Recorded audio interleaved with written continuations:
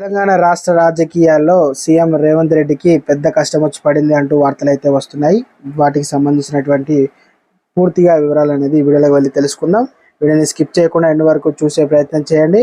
Complete information తెలుసుకుందాం. Video like చేయండి, ఛానల్ని సబ్స్క్రైబ్ చేసుకుని సపోర్ట్ చేయండి. తోటి మిత్రులందరికీ వీడియోని షేర్ చేయండి. వివరాలు కనుక వెళ్ళినట్లయితే సీఎం రేవంత్ రెడ్డి భద్రతా విషయంలో ఇంటెలిజెన్స్ బ్యూరో కీలక నిర్ణయం తీసుకుంది. CM Revanth Reddy police security సిబ్బందిని పూర్తిగా మార్చేసింది.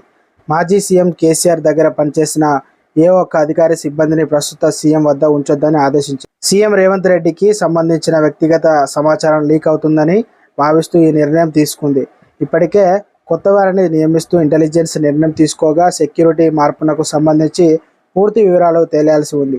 తెలంగాణ సీఎం రేవంత్ రెడ్డికి సంబంధించిన ప్రతి సమాచారం లీక్ అవుతుందనే నేపథ్యంలో ఐబీ ఈ నిర్ణయం తీసుకున్నట్టు సమాచారం. అయితే ఈ క్రమంలో సీఎం రేవంత్ రెడ్డిని వద్ద భద్రతా అధికారులు మార్చాలని నిర్ణయించారు. ముందుగా పోలీస్ సెక్యూరిటీని మార్చేసింది. మాజీ సీఎం కేసీఆర్ దగ్గర పనిచేసిన ఏ ఒక్క అధికారిని సిబ్బందిని కూడా సీఎం రేవంత్ వద్దకు పెట్టవద్దని సీఎంను ఐబీ ఆదేశించింది. తెలంగాణలో కాంగ్రెస్ ప్రభుత్వం కొలువుదీరాక పలు విభాగాల్లో అధిపతుల్ని మార్చిన సంగతి తెలిసిందే. ఈ క్రమంలో కీలకమైన నిఘా విభాగ అధిపతులను శివధర్ రెడ్డిని నియమించింది రేవంత్ సర్కార్.